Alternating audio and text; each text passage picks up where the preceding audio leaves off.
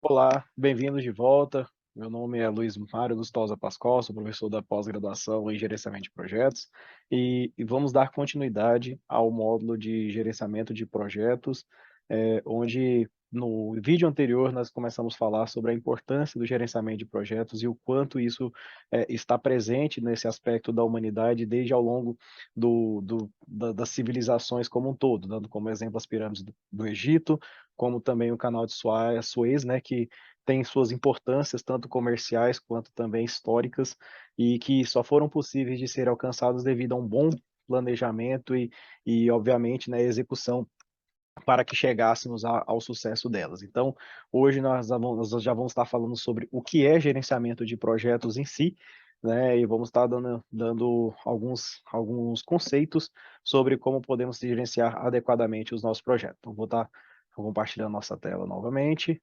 e nós estávamos bem aqui. Então, o que é o gerenciamento de projetos? Então, para a gente poder definirmos o que é o gerenciamento de projetos, a gente primeiramente precisa entender o que é um projeto, né? Então, a gente só consegue gerenciar aquilo, né, que nós conhecemos. E um projeto em si nada mais é do que um esforço temporário para se criar um produto ou um serviço, certo? Então, nota-se aqui que nós temos uma ênfase na palavra temporária, que significa que um projeto ele não é infinito, pelo contrário, ele é finito, ele tem um tempo determinado para ser encerrado. E isso é uma das coisas que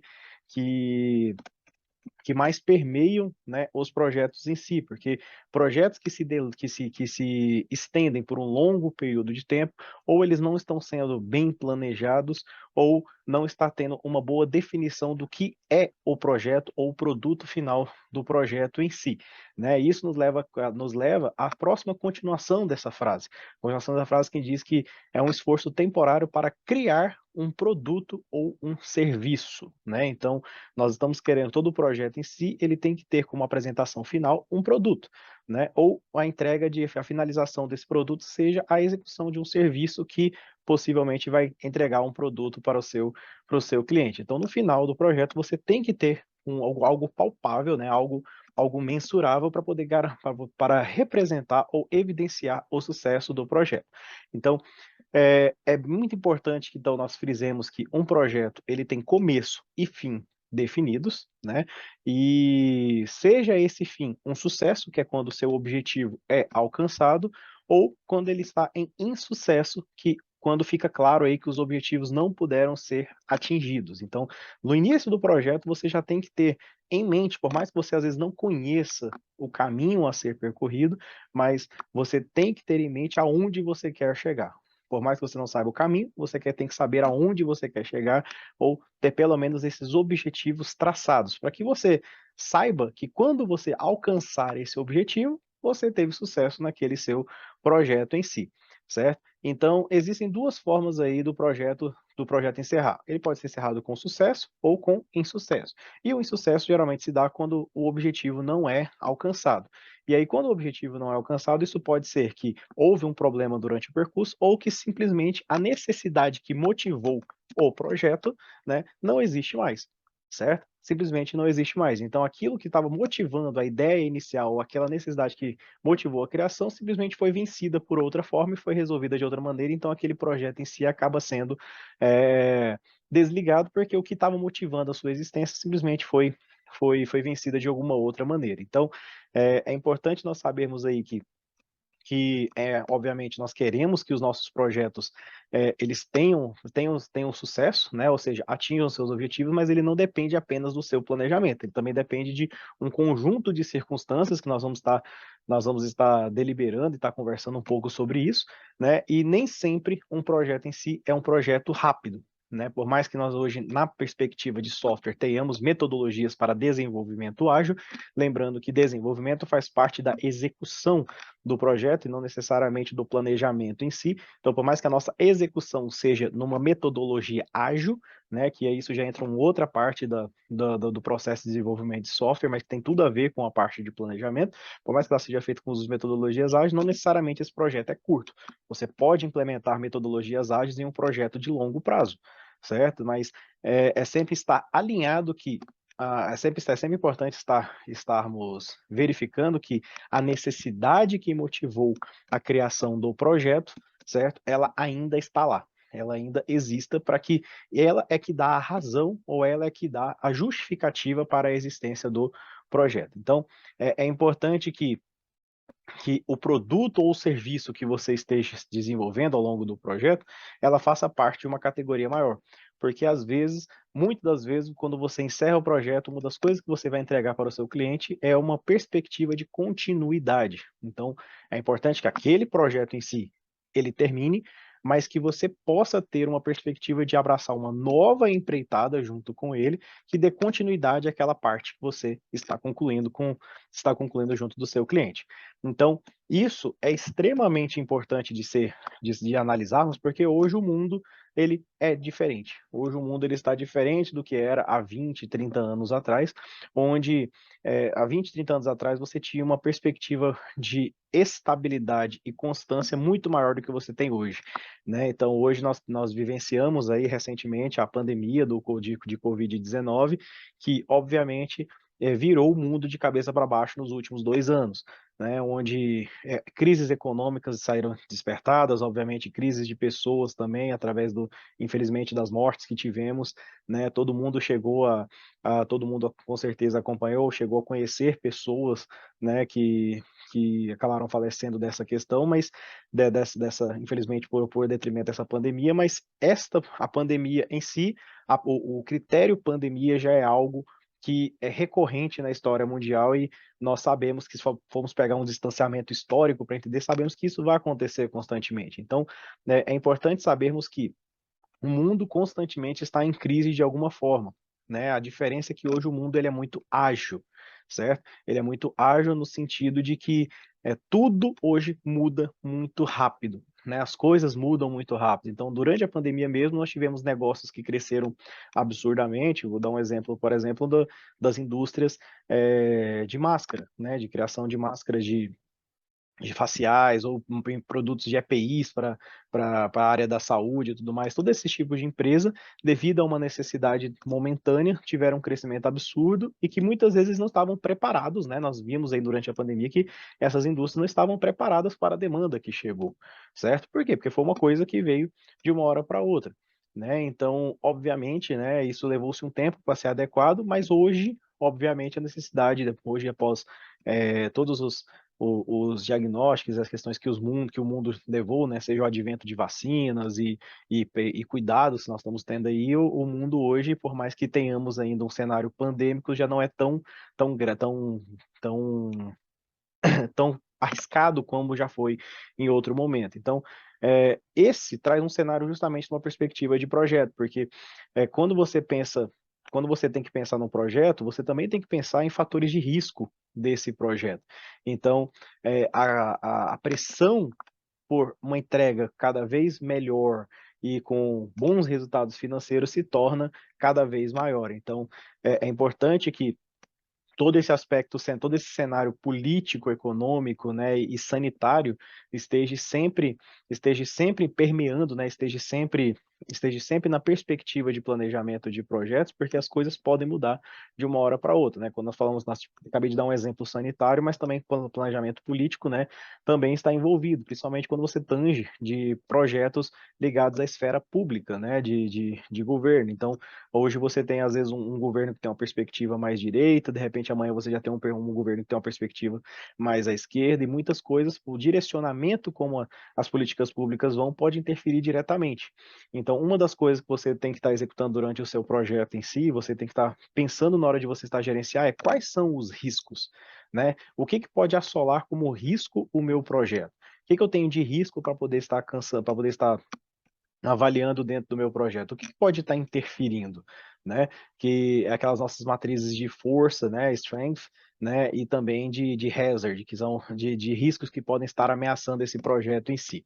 Então, por que que é importante nós termos aí um bom planejamento, um bom planejamento e, obviamente, ter elucibrado, né, elucubrado melhor quais são os fatores de risco e de fatores de sucesso? Porque os projetos, de maneira geral, na área de TI, isso é uma avaliação de grupos especializados ao longo pelo mundo todo, mostram que em sua grande maioria, os projetos ou eles estão em fracasso total ou estão em fracassos parciais.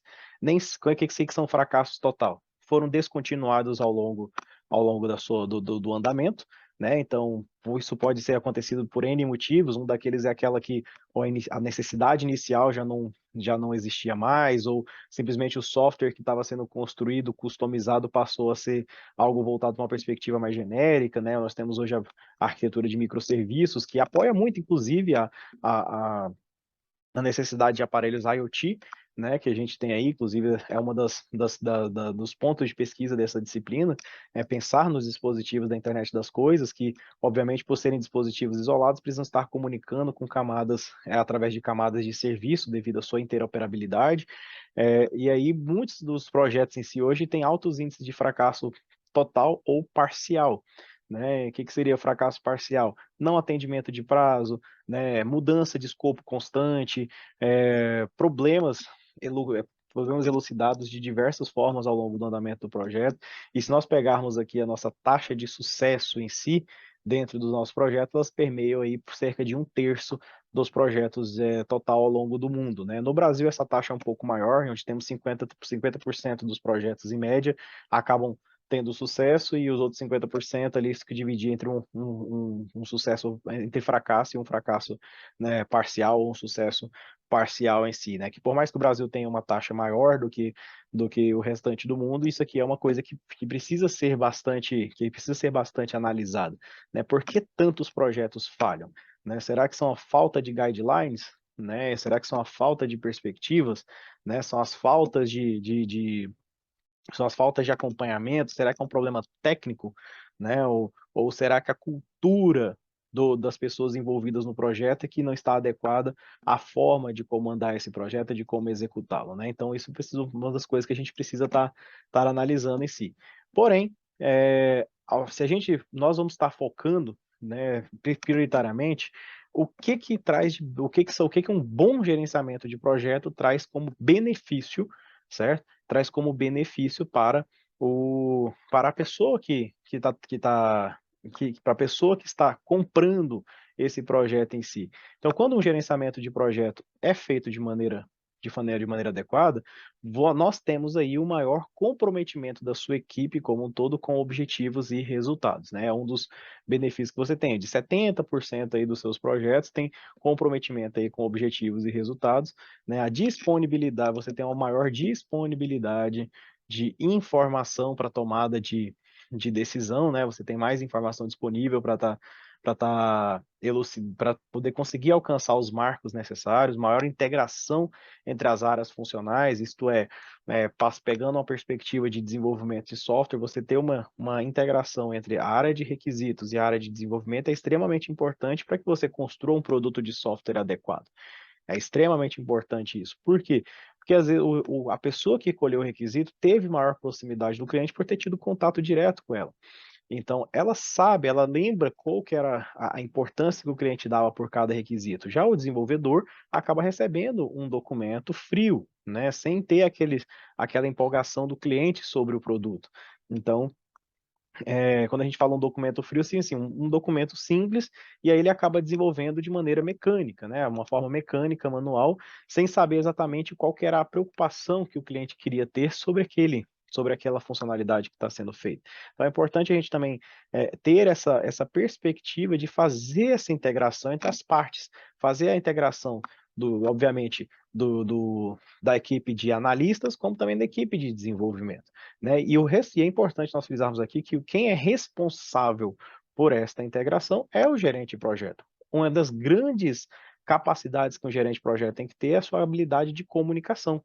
Ele tem que ser capaz de comunicar adequadamente entre todas as pessoas da equipe para poder conseguir ganhar maior engajamento e comprometimento eh, com os resultados. E aí, obviamente, se você tem isso bem elucidado, você tem aqui um aumento na qualidade do produto entregue e possivelmente, se você tem pessoas trabalhando em coisas paralelas que podem estar sendo unido forças, você pode até prever aí, você pode até, né, conseguir o que nós chamamos de redução de prazos, né? Então você pode conseguir, né, fazer com que as pessoas trabalhem juntos para poder diminuir o esforço de cada um, que geralmente trabalha de forma isolada, para que eles possam trabalhar juntos e ganhar mais resultados em relação a isso. A otimização desses recursos humanos, né, que também é uma atribuição do gerente de projetos, que é saber alocar corretamente o recurso humano. O que é alocar corretamente o recurso humano? Você não dar uma tarefa para uma pessoa sem saber da capacidade técnica dela,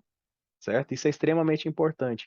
É importante que você consiga sempre estar elucidando uma tarefa adequada para a pessoa certa, porque senão ela vai levar muito mais tempo para poder estar construindo, para poder estar desenvolvendo aquela tarefa, né, do que uma pessoa que era especializada naquilo, ou que tem maior facilidade com aquilo. Então é bom que você conheça as habilidades técnicas do seu time para que você possa estar alocando tarefas, estar alocando as pessoas nas tarefas corretas. E assim você consegue evitar um monte de problemas, entre elas, né, o desgaste. O desgaste da sua equipe também é importante que você esteja atento. As pessoas não são máquinas. Como não somos máquinas, as pessoas cansam, elas se sentem frustradas, elas têm dias produtivos e dias não produtivos, né? Tem doenças envolvidas. Então, quando você aloca uma tarefa aqui para uma pessoa de maneira mais assertiva, você consegue diminuir um pouco dessas coisas que permeiam os recursos humanos dentro do seu projeto, certo? E consegue ganhar, obviamente, né? Você consegue melhorar alguns indicadores, como por exemplo, redução de prazos. Se você coloca as pessoas a fazer as coisas certas, obviamente elas vão entregar mais rápido e isso você consegue diminuir prazo dentro da sua entrega. Você aumenta a produtividade da sua equipe também, certo? Isso obviamente, né, quando você tem uma diminuição de prazo, você obviamente também tem uma redução de custos, certo? Uma redução nos custos do projeto e obviamente isso para o seu cliente é devolvido como maior retorno sobre o investimento, que obviamente no final das contas é isso, tudo é em prol do retorno do retorno sobre o investimento, certo? Que o cliente está desejando ter ao adquirir um produto e de você, né, que também está almejando ter quando à medida que vai desenvolvendo o seu projeto em si.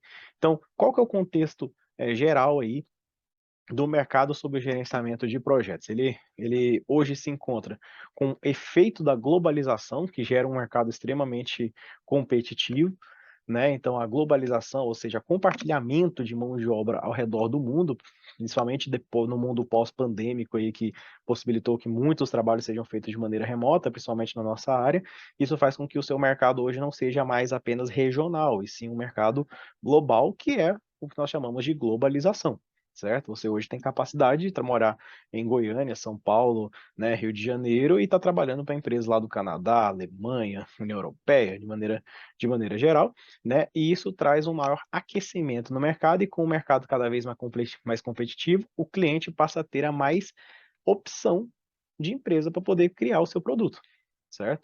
Ele passa a ter mais opções de empresas a buscar para poder conseguir construir aquilo que ele quer. E aí, obviamente, né, nós como as pessoas, como cliente, como de maneira geral, o ser humano como cliente, ele obviamente vai passar a ser mais exigente sobre aquilo que está sendo entregue para ele, certo? Então, por ser mais exigente por aquilo que está sendo sobre o que está sendo entregue, ele vai também, obviamente, se tornar menos tolerante. E aí, a qualidade de software em si passou a ser uma commodity, ok? Passou a ser uma commodity. Então, hoje a preocupação é qual que é a experiência que eu consigo proporcionar ao meu cliente ao trabalhar comigo, certo? Isso passou a ser uma das coisas a ser metrificado. O meu cliente gosta, ele está tranquilo em trabalhar comigo. Qual que é a experiência que eu estou passando para ele? Hoje se passou mais, isso se torna hoje mais, às vezes, até mais importante do que necessariamente, às vezes, as capacidades da entrega. Obviamente, seu produto tem que ter uma boa qualidade, mas se você entregar bem e for uma pessoa extremamente difícil de lidar, dificilmente o seu cliente vai voltar a trabalhar com você, certo? Então, a empresa em si tem que prezar também pela experiência que ela proporciona ao cliente, né, no princípio no processo de desenvolvimento, de andamento do produto, e aí a gente, obviamente, porque simplesmente hoje você tem uma facilidade de troca muito rápida. Você começou um projeto com uma empresa X, não começou a não te atender e o cliente pagou um certo produto, ela pode entregar o produto para outra empresa começar a tocar, e essa outra empresa, obviamente, pode vir até com preços mais competitivos, o que vai fazer com que essas trocas possam acontecer de forma mais simples, né? E ainda mais porque o arcabouço tecnológico também permite isso, né? Você tem hoje alguns conjuntos de tecnologia que são globais, vou dar um exemplo bem simples, tecnologias baseadas em microserviços em Java, né, usando Spring Boot, etc., para o back-end, Angular, React no front, né, são tecnologias que não são regionais do Brasil, e sim no mundo inteiro. Então, você tem vagas hoje para programadores Angular, Spring Boot para o mundo todo. Então, às vezes você começa um trabalho com um projeto com o cliente e ele vai lá e fala, não gostei da experiência que estou tendo com vocês aqui, me dá o produto que vocês já fizeram até agora, eu vou pagar até aqui e esse produto aqui eu vou dar continuidade para a empresa Y. Essa empresa Y tem total capacidade de ter profissionais dentro dela que trabalham com Angular, com Spring Boot, e aí ela consegue dar continuidade por si só dentro desse produto. Então, isso é importante a gente tá entendendo que o conhecimento detalhado do cliente e o atendimento personalizado se transformam num diferencial do cara querer continuar trabalhando com você e ter uma relação de maior longo prazo. E aí, quando a gente fala de relações de maior longo prazo, né, ou seja, relações mais duradouras, você também pensa em lucros maiores. Você consegue pensar em maximizar. Às vezes a empresa começa a desenvolver, que quer começar uma experiência com você para desenvolver algo desse tamanho, e a experiência foi se tornando boa, que ele vai, não, vou fazer mais isso, mais isso, mais isso, mais isso, mais isso, e quando você vê, você construiu uma relação a longo prazo com o seu cliente, de modo a qualquer tipo de problema que ele está tendo na perspectiva de software, ele vai procurar você, certo? E aí, obviamente, né, isso tudo, essas mudanças de estratégia e direcionamento, né, isso acabam se tornando constantes. E aí, com isso, nós conseguimos perceber, né, que, de maneira geral, como existem muitas variáveis que precisam ser analisadas durante o andamento do projeto, você precisa ter uma espécie de bíblia, uma espécie de guideline que fala, olha, o que você deve fazer na hora de gerenciar o seu projeto, certo? Quais são as coisas que você tem que se preocupar? E essa Bíblia, por assim dizer, é o que nós chamamos de PMBOK, certo? Que é o Product Management Book, certo? Então, para dar continuidade, para dar continuidade ao nosso conteúdo, né, eu vou estar pausando por aqui esse vídeo. No próximo vídeo, nós vamos começar falando sobre o PMBOK, né, que atualmente já está aí na sua sétima edição. Já está aí na sua sétima edição. Nós vamos estar falando no próximo vídeo. Então, obrigado pela atenção até aqui e até a próxima aula.